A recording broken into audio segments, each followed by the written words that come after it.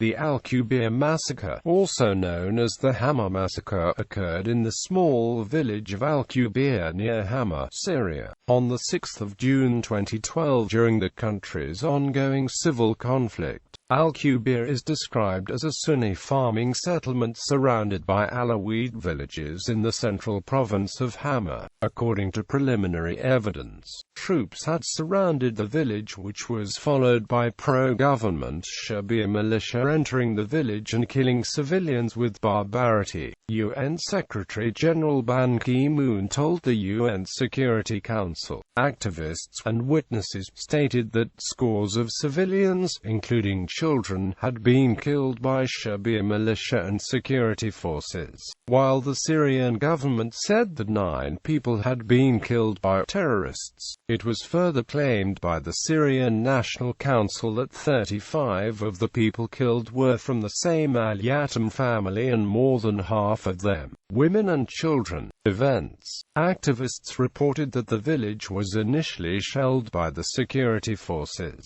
before the Shabiha moved in to kill by shooting at close range and by stabbing. A government statement, reported by Syrian state TV, denied responsibility. What a few media have reported on what happened in Al-Qubeir, in the Hama region, is completely false. State TV had previously stated that the security forces were engaged in an assault on an armed terrorist stronghold in the village. At the time that the reports were issued, the UN Department of Peacekeeping Operations were unable to verify the report. Its monitors stated they would be heading to the area to investigate as soon as dawn breaks. Later, the head of the UN observer mission said that Syrian government soldiers prevented the observers from entering the village. Ban Ki-moon told the UN General Assembly that observers attempting to reach the site of the massacre were shot at with light arms. The UN monitors eventually reached the village on 8 June 2012. A BBC journalist, Paul Danaher, traveling with the UN, spoke of the stench of burnt flesh and blood-splattered buildings.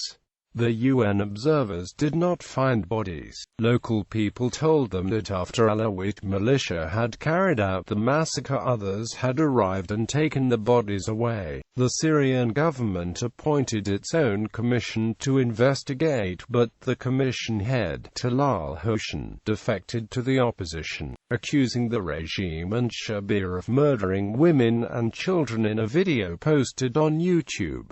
Casualty estimates vary. In an early report, activists stated that at least 78 people were killed, including children. The opposition said that 100 people had been killed in the massacre. Syrian National Council spokesperson Mohammed Somani said, "We have 100 deaths in the village of Al-Qubeir, among them 20 women and 20 children." The Syrian Observatory for Human Rights estimated the number of dead to be 87.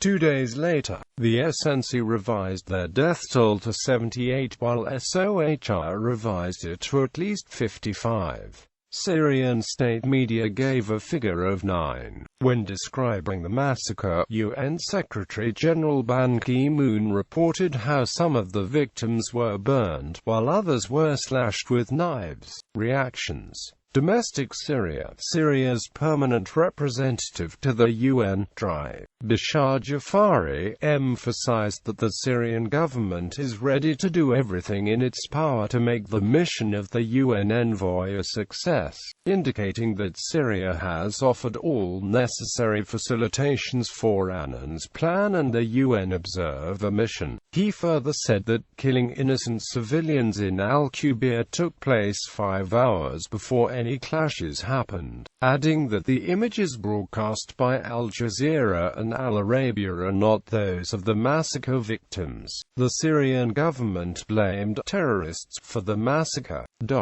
International United Nations Secretary General Ban Ki-moon condemned the reported massacre as shocking and sickening, and an unspeakable barbarity. He stated that the Assad government had lost its fundamental humanity and no longer has any legitimacy. European Union High Representative of the Union for Foreign Affairs and Security Policy Catherine Ashton condemned the attacks. She said, "I strongly condemn the brutal violence and killing of dozens of civilians yesterday in the villages of Al-Qubeir and Massacre in Hama province of Syria, many of them women and children." Australia Prime Minister Julia Gillard condemned the massacre. She said, "We will continue to work with the rest of the world to put pressure on Syria to cease the violence." German government spokesman Steffen Seibert said on 8 June 2012 that Germany was horrified by the latest Syrian massacre and urged Russia to throw its support behind a tougher condemnation of Assad's government by the United Nations Security Council. Italy warned that Assad's policies risk creating genocide unless swift action to stop him is realized. Lebanon's future Blog leader MP Fouad Siniora condemned the Al-Qubeir massacre and called on Russia to reconsider its stance on the Syrian crisis.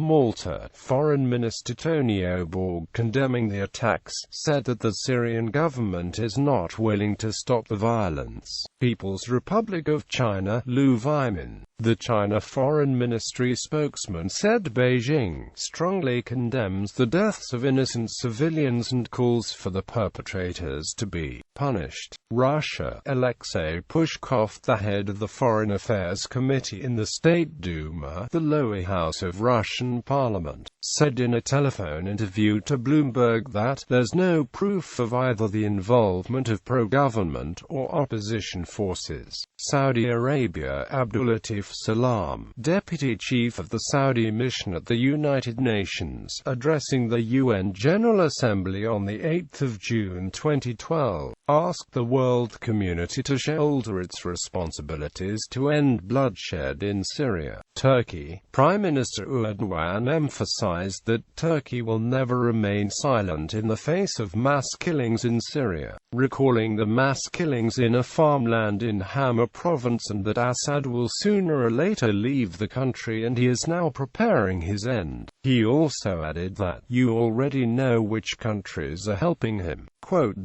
United Kingdom Prime Minister David Cameron called the killings brutal and sickening, and stated that his government would continue to see international action against Syria. United States Secretary of State Hillary Clinton described the violence as unconscionable.